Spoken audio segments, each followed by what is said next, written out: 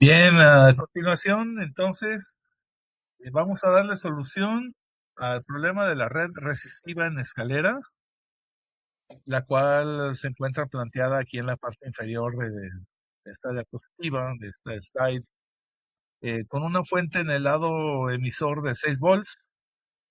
Posteriormente tiene en la primera malla una resistencia de 4, otra de 7, conectadas con otra en la parte central de 8, otra de 5 y en la parte de la malla o de la ventana derecha o extremo, dijéramos receptor, tenemos una resistencia de 3 y otra de 2.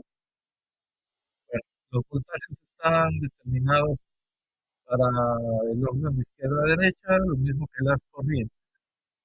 Entonces, lo que procedería en un caso de estudio usual, comúnmente lo que hacen los estudiantes es reducir las resistencias del lado derecho al lado izquierdo, lo cual aumenta la complejidad, es decir, la cantidad de productos y sumas que se hacen para resolver y la dificultad también para resolver este circuito, ¿no? Eh, el método que plantea aquí el autor del libro Donald Scott, y que también una vez tuve el honor de aprender con el doctor José Luis Laredo, es que si uno imagina un amper aquí para el valor de I5, así tal cual, un amper imaginario, este amper pasaría por la resistencia de 3 y la de 2 hasta llegar aquí a este nodo en la parte inferior, primero del lado derecha a izquierda, eh, por lo que tendríamos aquí que hay una caída de tensión equivalente, bueno, primero hay un voltaje 5 y 6 correspondiente a esa corriente imaginaria, ¿verdad? La sumatoria de tensiones nos daría el valor de B4. Con el valor de B4 y con el valor de la resistencia de 5 ohm, podemos calcular directamente el valor de la corriente 4. Y con el valor de la corriente 4 y la I5 imaginaria, podemos calcular el valor de la I3. Esta I3 pasa por el elemento de 8 ohms para tener una caída de tensión en B3. Con la caída de tensión en B3 y en B4, hacemos una trayectoria de tensiones de Kirchhoff nuevamente en la parte central de este circuito para obtener el valor del voltaje en 2. Con este valor de voltaje en 2 y con la resistencia de 7 ohms, nuevamente podemos calcular con la ley de Ohm el valor de la I2 y sucesivamente con el valor de la I2 y el valor de la I3, obtenemos una I1 eh, causa del origen de la 1 y 5 imaginaria de un amper, ¿verdad?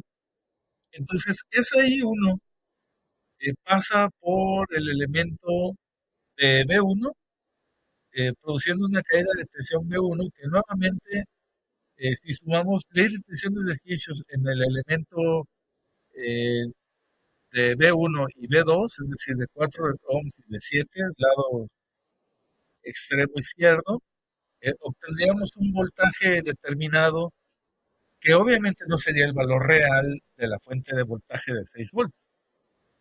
Pero en función de esto establecemos una regla de 3 para conocer cuál sería la corriente real. Primero el voltaje, la relación del voltaje real y el voltaje ficticio nos daría entonces una relación de la corriente real en el extremo receptor del lado derecho de la IC, que es la pregunta de este problema. Vamos a ver cómo se descompone, cómo se analiza esta situación.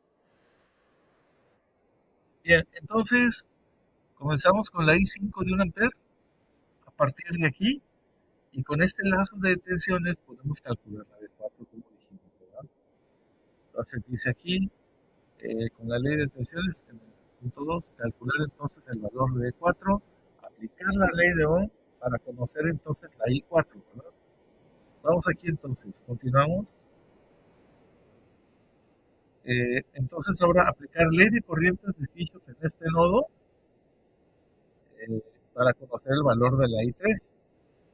Con esa I3 y con la resistencia de 8 podemos calcular el valor del voltaje en 3, ¿verdad? Bueno, y sucesivamente hacemos ley de tensiones de Kirchhoff entre el valor de B3 y B4 para conocer B2. Y con el valor de B2 y la resistencia de 7 ohms podemos conocer la I2, a lo cual nuevamente sumatoria de corrientes en este nodo de I2 más I3 para conocer I1, ¿verdad? Me quedo aquí. Con esta I1 y la resistencia de 4 ohms podemos conocer el valor del voltaje 1. Y finalmente la ley de tensiones de Kirchhoff en este nodo me va a dar un voltaje en este lado extremo, pero resulta de una corriente imaginaria. El resultado en este lado izquierdo es de 41 volts.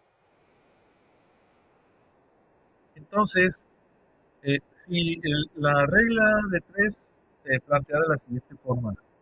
Si para una corriente I5, me voy a regresar a la imagen, de un amperio imaginario en el extremo receptor derecho, obtenemos un valor de una fuente de voltaje de 41 volts ficticios. Entonces, para un valor real de 6 volts de la fuente real, ¿qué valor de corriente obtendremos de ese lado? Y bueno, pues ustedes saben, compañeros, que en una regla de 3 vas a multiplicar los elementos cruzados entre el que sobre y con eso ya tienes el valor de la IC, que es lo que tienes que contestar para este caso de estudio. Es lo que se va a pedir en este examen de evaluación.